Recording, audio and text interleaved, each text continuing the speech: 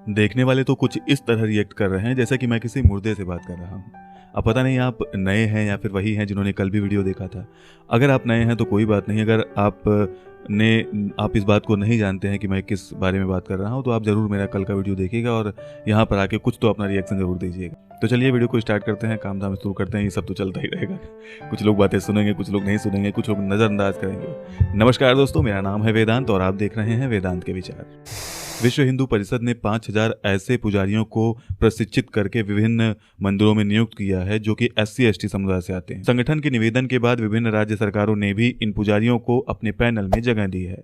खासकर दक्षिण भारत में संगठन को इस कार्य में खासी सफलता देखने को मिली है। अकेले तमिलनाडु में SC/ST समुदाय के 2500 पुजारियों को प्रशिक्षित किया गया है। खबरों में बताया गया था कि विश्व हिंदू परिषद की 2 संस्थाओं ने मिलकर इस उल्लेखनीय कार्य को सफल बनाया है। इसके अंतर्गत SC/ST समुदाय के ऐसे लोगों को जो पूजा पाठ कराने की प्रक्रिया सीखने में दिलचस्पी रखते हैं, उन्हें प्रशिक्षित किया जाता है। प्रशिक्षण के बाद उन्हें प्रमाण पत्र भी दिया जाता है। दक्षिण भारत में ऐसे प्रशिक्षित पुजारियों को तिरुपति बालाजी मंदिर से सर्टिफिकेट दिया जाता है। प्रशिक्षण के बाद जब वो लोग अलग अलग जगह पूजा पाठ कराने, अलग अलग तरीके से पूजा पाठ कराने, अलग अलग कार्यों में पूजा पाठ कराने में सक्षम हो जाते हैं, तभी उन्हें यह सर्टिफिकेट दिया जाता है। विश्व हिंदू परिषद का कहना है कि 1964 में अपनी स्थापना के साथ ही वो जातिगत भेदभाव और छुआछूत को खत्म करने के भागीरथ प्रयास में रत हैं। संगठन ने गिनाया कि कैसे जातिगत भेदभाव को खत्म करके उसने हिंदुत्व की भावना को धरातल पर उतारने का प्रयास किया।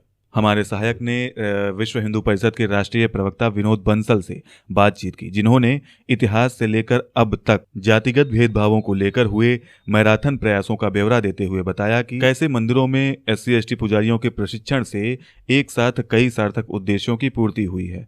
आगे मैं उन्हीं से हुई बातचीत को उन्हीं के शब्दों में आप लोगों के सामने प्रस्तुत करता हूँ। विश्व हिंदू परिषद की स्थापना 1964 में हुई थी। उसका मुख्य उद्देश्य ही यही था कि समाज के अंदर की विषमता का उन्मूलन कर समरसता की भावना का प्रसार किया जाए, विस्तार किया जाए। तत्कालीन सरसंघ चालक गुरु गोलवलकर का यही उद्देश्य था, धर्म की रक्षा के लिए प्रतिबद्ध लोगों को एक साथ लाने और पूरे विश्व में भारतीय संस्कृति का डंका बजाने के उद्देश्य के साथ संदीपन ऋषि के आश्रम में मुंबई में विश्व हिंदू परिषद की स्थापना हुई। इसके बाद गुरु गोलवलकर के प्रयासों से 1969 में कर्नाटक के उडुपी स्थित पेजावर मठ में साधु संतों का एक बहुत बड़ा सम्मेलन आयोजित किया गया। ये सम्मेलन शंकराचार्य की अध्यक्षता में हुआ था। वहां कई वरिष्ठ साधु संत उपस्थित थे।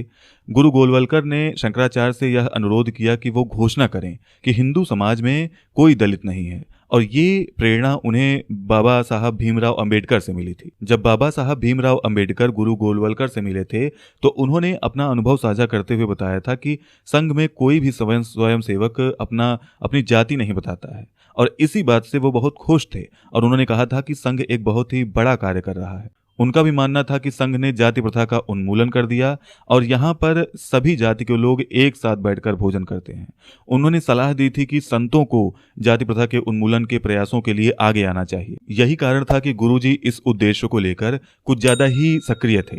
उन्होंने संतों से दंडवत होकर अनुरोध किया था कि वो जाति प्रथा के उन्मूलन की घोषणा करें। उसी सम्मेलन में हिंदुः सोदराः सर्वे न हिंदुः पतितो भवेत् इसका नारा दिया गया। इसका अर्थ यह है कि सभी हिंदू भाई भाई हैं, सहोदर हैं, पतित कोई नहीं है। और उस सम्मेलन में विश्व हिंदू परिषद इसी ध्येय के साथ जन जन जालने का फैसला किया। इसके बाद काशी में एक बहुत बड़ा धर्म सम्मेलन किया गया, जिसमें वहां के डोम राजा को भी निमंत्रण दिया गया।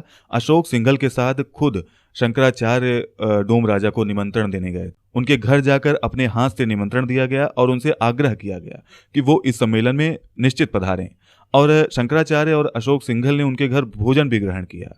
जब वो प्रयाग में हुए धर्म सम्मेलन में पधारे थे तो वहां पर उन्हें सेंट्रल स्टेज पर बैठाया गया था। उस दौरान उन्होंने ही जगत गुरु शंकराचार्य को स्टेज पर हार पहनाया था। साथ ही यह संकल्प लिया गया था कि विश्व हिंदू परिषद समरस समाज के निर्माण के लिए SC/ST समाज के लोगों को पूजन कार्य के लिए प्रशिक्षित करेगा, ताकि उनके मन में जो भी कटुता है मंदिर में एंट्री वगैरह को लेकर वो सारी खत्म हो जाए। और उस समय दक्षिण भारत में मंदिरों में पुजारियों की कमी भी थी, खासकर पिछड़ों के लोगों के गांवों में। उन गांवों में वनवासी, गिरिवासी और पिछड़े समाज के लोग ही थे, जहां पर ब्राह्मण नहीं थे। इसीलिए वहां पर पूजन करने कराने की व्यवस्था नहीं थी।